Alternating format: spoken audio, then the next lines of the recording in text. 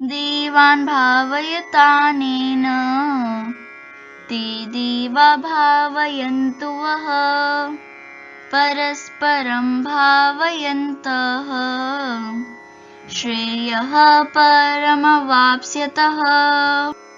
इस श्लोक में भगवान कहते हैं, यज्ञों के द्वारा प्रसन्न होकर देवता तुम्हें भी प्रसन्न करेंगे और इस तरह मनुष्यों तथा देवताओं के मध्य सहयोग से हर किसी को संपन्नता प्राप्त होगी। येषान् भोगान् हि वो देवा दास्यन्ते यज्ञभाविताः तैर्दत्तान् प्रदायैभ्यो यो भुङ्क्तेस्तेन एव सः। इस श्लोक में भगवान बताते हैं, जीवन की विभिन्न आवश्यकताओं की पूर्ति करने वाले विभिन्न देवता यज्ञ संपन्न होने पर प्रसन्न होकर तुम्हारी सारी आवश्यकताओं की पूर्ति करेंगे, किंतु जो इन उपहारों को देवताओं को अर्पित किए बिना भोगता है वह निश्चित रूप से चोर है। यज्ञशिष्टाशिनः सन्तो मुच्यन्ते सर्वकिल्बिषैः भुञ्जते ते त्वघं पापा ये पचन्त्यात्मकारणात्।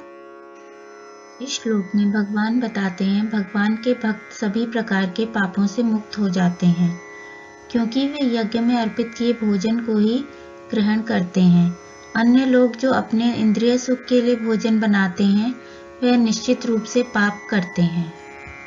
अन्नाद् भवन्ति भूतानि पर्जन्यादन्न संभवः यज्ञाद् भवति पर्जन्यो यज्ञः कर्म समुद्भवः।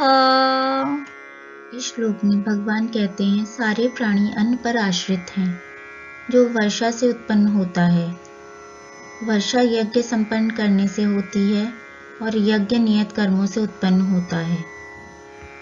कर्म ब्रह्मोद्भवं वेत्ति ब्रह्माक्षर समुद्भवम् तस्मात् सर्वगतं ब्रह्म नित्यं यज्ञे प्रतिष्ठितम्।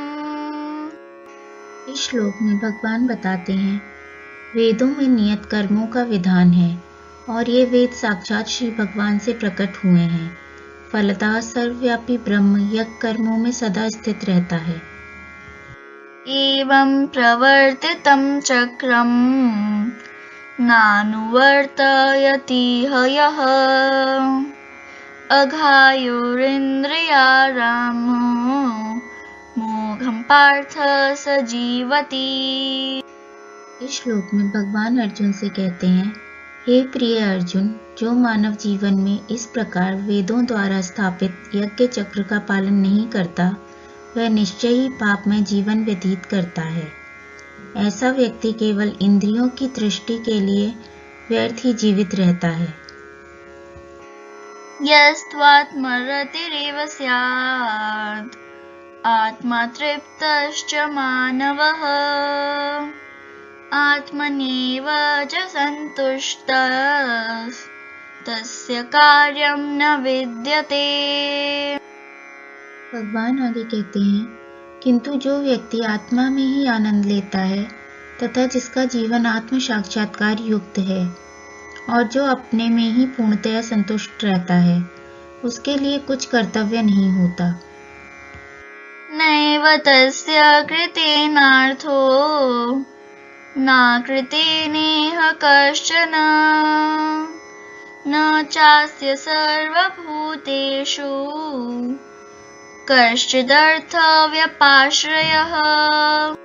इस श्लोक में भगवान कहते हैं, स्वरूप सिद्ध व्यक्ति के लिए ना तो अपने नियत कर्मों को करने की आवश्यकता रह जाती है और ना ऐसा कर्म करने का कोई कारण ही रहता है।